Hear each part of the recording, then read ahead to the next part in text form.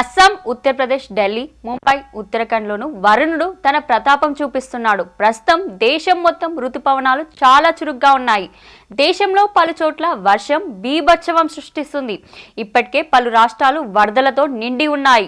నదులు ప్రమాద స్థాయి దాటి ప్రవహిస్తున్నాయి. పలు చోట్ల కొండ చర్యలు విరిగిపడుతున్నాయి. అస్సాంలో ఇప్పటికే లక్షల మంది ప్రజలు వరదల బారిన పడ్డారు. జనజీవనం అస్తవ్యస్తంగా మారింది. అనేక గ్రామాల్లో నీటి ఎద్దడి ఉంది. వర్షాలకు నదులు ఉధృతంగా ప్రవహిస్తున్నాయి. అస్సాంలో వరదల కారణంగా మరణిస్తున్న వారి సంఖ్య కూడా రోజుకి పెరుగుతుంది. బాధితులను రాష్ట్ర ప్రభుత్వం అన్ని విధాలా ఆదుకుంటుందని సీఎం హిమంత బిస్వా శర్మ హామీ ఇచ్చారు. రాష్ట్రంలో ఇప్పటికీ 48,000 మంది షెల్టర్లలో ఉన్నారు. ఉత్తరాఖండ్లో వర్షం బీభత్సవం సృష్టిస్తుంది. 72 గంటల పాటు ఏకదాటిగా వర్షం కురుస్తుంది. నదులు ప్రమాద స్థాయి దాటి ప్రవహిస్తున్నాయి. కీలక హైవేలపై రాకపోకలు నిలిపివేశారు. పలు రైల్వే స్టేషన్లు మునిగిపోయిన పరిస్థితి కనిపిస్తుంది. వర్షం కారణంగా పలు రైళ్లు రద్దు చేశారు. పలు పర్యాటక ప్రాంతాల్లో పర్యాటకులు ఇరుక్కుపోయారు. హిమాచల్ ప్రదేశ్లో కూడా వర్షాలతో ప్రజలందరూ అల్లాడిపోతున్నారు.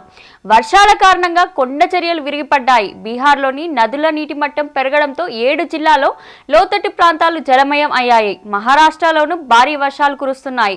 ముంబై తీరంలో హై అలర్ట్ జారీ చేశారు. అటు విద్యా సంస్థలు బంద్ చేశారు. అంతేకాకుండా కొన్ని చోట్ల లోకల్ ట్రైన్స్ కూడా బంద్ చేశారు.